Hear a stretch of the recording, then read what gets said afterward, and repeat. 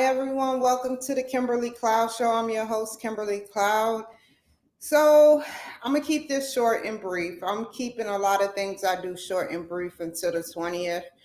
But I wanted to say, that had to be the most toughest interview ever between Putin and Tucker Carlson. But it worked. It worked. Putin, he was very stern. He made sure, and Tucker Carlson was very stern. He wanted answers to the questions that he had brewed up, and created, for the world to know and see, and Putin, he told a story. It's best that y'all watch it because I didn't catch on to all of it. Basically, he told a story about the past of Ukraine from the 900 and some odd BC to now. And he basically went on talking about different peace treaties and how the land was Russia's, not his as in his, but Russia's land. It was Russian territory from the beginning. They signed some type of agreement saying that it was Russian territory in a nutshell. And it cooled down for a little bit, and then things started happening where they started being lenient because Putin said that he asked in the 90s from who was it? Not Bush, but Clinton. He wanted to be in NATO. And Clinton was like, yeah, sure, we could get you in NATO. This is not coming from me. This is coming from what Putin said. He said, then they had a meeting, a discreet meeting, and Clinton said, no, I'm sorry, we can't get you into NATO. But they've been working, I believe that they've been working to either get Ukraine into NATO or Ukraine is possibly in NATO right now. I don't know. I'm not sure. I think he said something on the slightest effects that they're working on getting Ukraine into NATO, and they didn't even work on getting Russia into NATO.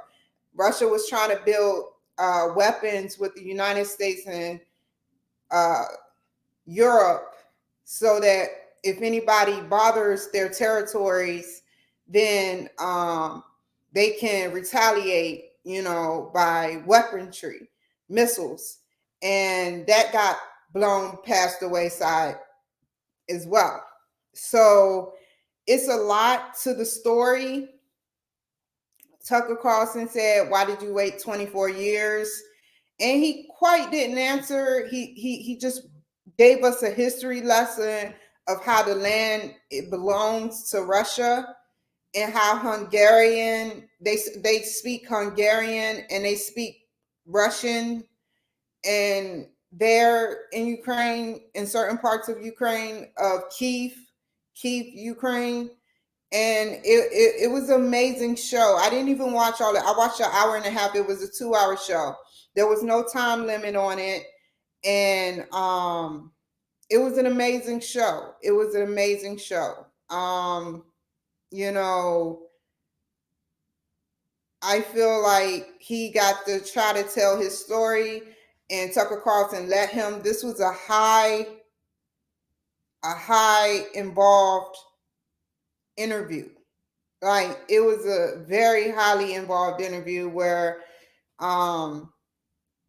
you have a high marked, not celebrity, but president, that he's hated by many. He's hated by many. And the pipeline got blown up, and he blamed us for it. And I was like, wow, I was watching and hopefully, somebody with good intentions for America can come into Mark, which I believe to be Donald Trump come into play, because when he was president in 2020, you know, I had no problems. I had no problems whatsoever. When he got out of presidency, that's when I had the problem. Everything, because I voted for him. My husband didn't even know I voted for him. It wasn't a like thing sexually. It was a like thing that I believe I seen him since I was 10 years old. He was in Home Alone, Lost in New York. He was on The Apprentice. He was on everywhere. And, you know, nobody's perfect, but he did make America great again. Gas prices were low. There was no violent crimes. Like, he was trying to get everything together to push and crack down on violent crimes. And he kept getting intercepted. You know, it's a video with Nancy Pelosi and Chuck Schumer talking to him, like, one day Chuck Schumer says the intelligence agencies has several ways to want to get back at you for messing with them, and he's right. That's what they did to me. Nancy Pelosi, she wouldn't budge on the wall being built. But look at now. Look what's happening now. You know, I'm not saying that I don't like Hispanics. That's not what I'm saying. 100% down. I love Hispanics. What I don't like is that they're coming over here with fentanyl and methamphetamine. They're not coming over here with fentanyl and methamphetamine. They're making it. They're making it from scratch. And they're giving it to our children. Our children are dying. They're giving it to innocent people that are dying. They're turning people onto it. It's just not right. You know, it's just not right. You know, we already have problems with Americans trying to make methamphetamine, and we need to focus on them. But, you know, the Russian thing, you know, I don't want to comment on it because I don't want to get in trouble, you know, or get banned off of YouTube or Facebook. I'll just say this. They did a wonderful job. It was a little cramped, and you can tell that there's some secrets going on that Putin know about. He said, I'll say this is very important. He said, why would he call Biden? Why would he call Biden? What would he have to tell Biden? To stop giving Ukraine weapons? He said he don't have nothing to say to Biden. That's what he said. So you have to watch the interview. And I'm going to watch the other 30 minutes of it. I have an Apple, so I would show the interview like I used to do back in the day and comment as the time goes on. And that's how I learn. And it's very therapeutic for me. But right now isn't the right time. I have to, like I said, buy another computer, like not an Android computer, but a like HP or something laptop, just a regular $300 laptop. It'll do good. This computer is made for editing, you know, and then the editing thing, I couldn't get as clear as I wanted to with Miss Lady. She was a wonderful sport, but I had to delete some scripts of what she said because it wouldn't have been for my page. My page would have got shut down. So I had to delete some things and edit out some things, as they say. But then we have Trump, you know, he says, which this is how I am. He says the same exact thing. You know, we need more border security. Gas prices are high, and catch and release and different other things. We as people need to start watching his show, his rallies at RSBN or Rumble, because you'll see what he's trying to do for the community. You can see what he's trying to do for not just the community, the United States. He's trying to simmer down the war. He's trying to keep people from breaking laws repetitively. You know, he got a lot of good, strong people by his side. And I hope nothing but the best for him, you know, and his family. You know, also Marjorie Taylor Greene, she's on fire. I forgot what she said, but she said something this morning. She said that Barack Obama has South Carolina.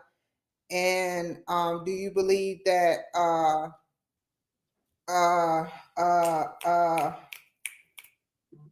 Biden is his puppet or something like that? I don't know what that means. I'm not trying to get into I know what it means, but you know, I can't discuss that on this platform. Certain platforms I can't discuss it. So I'm just gonna leave it alone. But what the African American race don't know is that if they really cared about us, it would not be this much crime. Like in Philadelphia, over 3,000 African Americans a year die.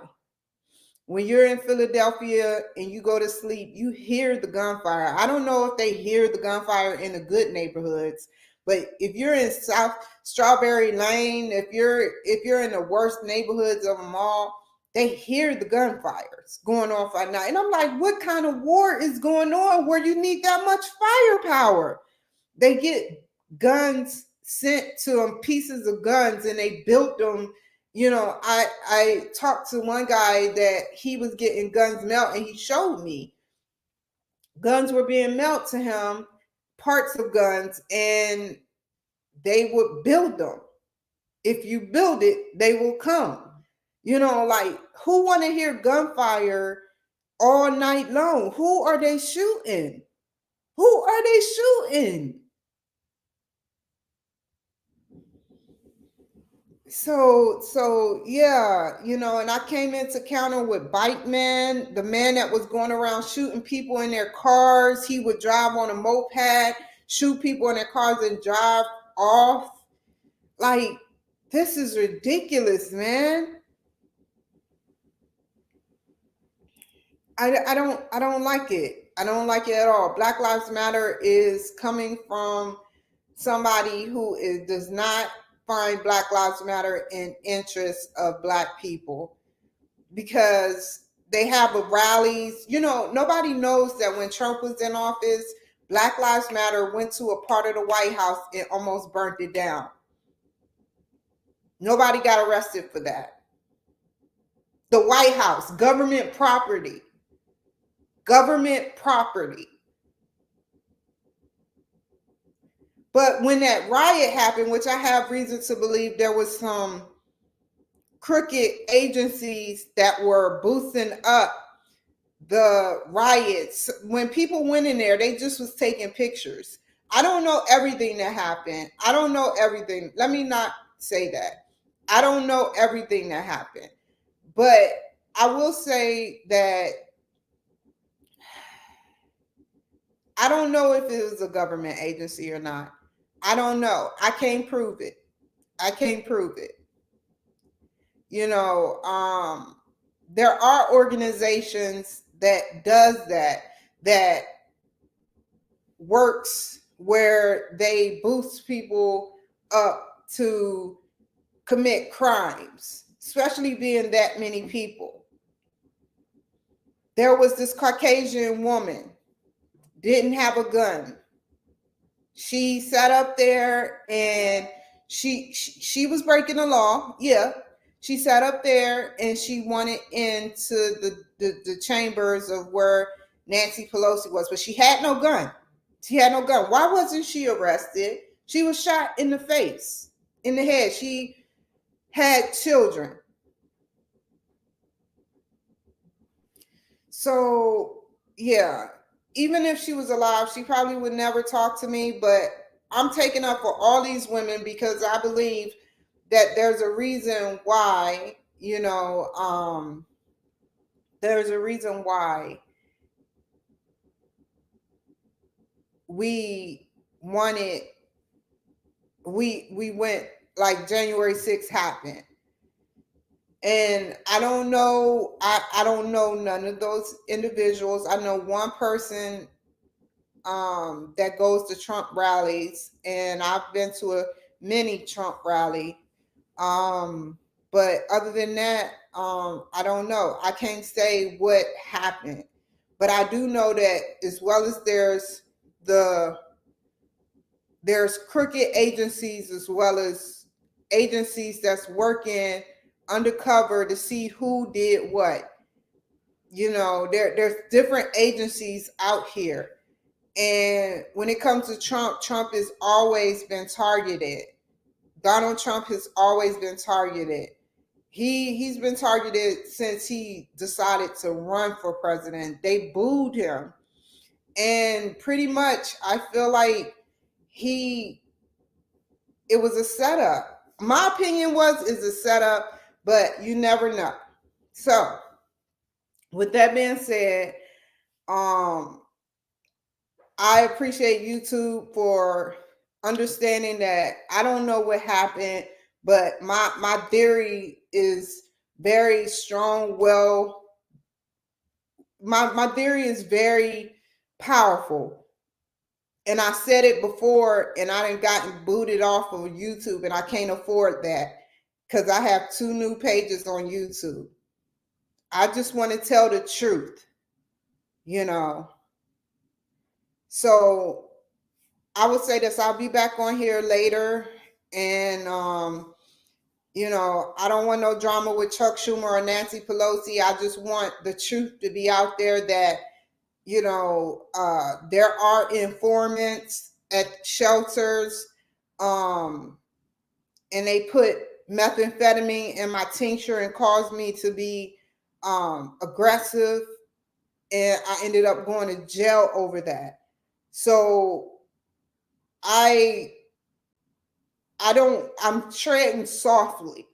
I don't want to get in trouble for saying the wrong thing. So I have these interviews coming up February 20th on out, and I'm happy that I have them. I'm supposed to be running for state senate. I appreciate Marjorie Taylor Greene. I appreciate Kimberly Guilford. I appreciate Donald Trump Jr. I appreciate Elon Musk. I appreciate all you guys, Mark Zuckerberg, YouTube, everyone. Like, thank you for giving me a platform to tell my story. And I'll be back on here possibly later, if not tomorrow. I just wanted to chit chat with y'all for a bit. And y'all take care, be safe, be powerful, do your research, and I'll see y'all later.